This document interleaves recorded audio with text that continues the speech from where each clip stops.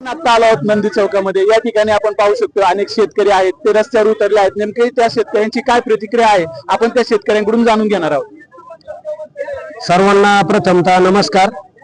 या ठिकाणी माझ्यासारखे असंख्य शेतकरी किंवा सामाजिक कार्यकर्ते या आंदोलनात सहभागी झाले, तर हे शेतकरी म्हणून सहभागी झालेले आहे। आणि इथे जे दिसत आहेत हे सर्व ओरिजिनल शेतकरी आहे, डुप्लिकेट शेतकरी याच्यात कोणी नाहीये। दुसरी गोष्ट अशी का हे आंदोलन कोणी करू द्या, कोणत्या पक्षाने करू द्या, परंतु यापेक्षा आपल्याला शेतकरी महत्वाचा आहे आणि शेतकऱ्याचे प्रश्न महत्वाचे, ही जाण प्रत्येकाच्या मनात इथं आहे।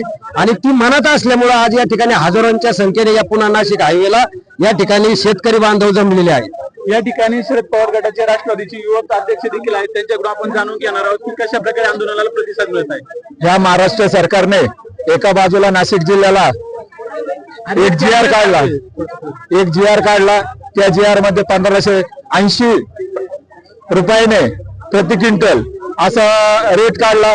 पण महाराष्ट्रामध्ये इतर बी जिल्हा आहे आणि त्याच्यात शेतकरी कांदा उत्पादक देखील आहे।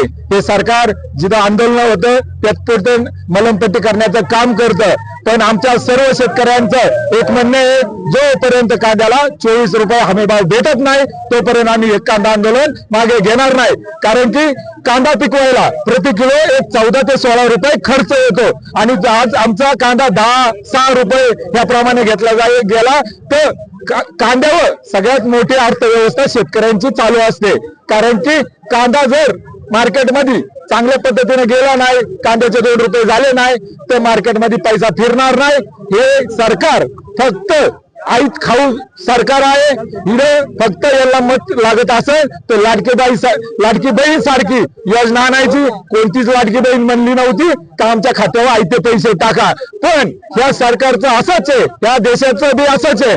कारण की इथं लढाऊ माणसं भरपूर आहे, कारण की लढल्याशिवाय या देशात काही मिळत नाही। त्यामुळे आम्ही आंबेगाव तालुका असो, जुन्नर तालुका असो, खेड असो, शिरूर असो, पुणे जिल्ह्यातील सर्व शेतकरी आज आंदोलन इथं साजरं करीत आहोत। या ठिकाणी आपण पाहू शकतो अजूनही काही शेतकरी आहेत आणि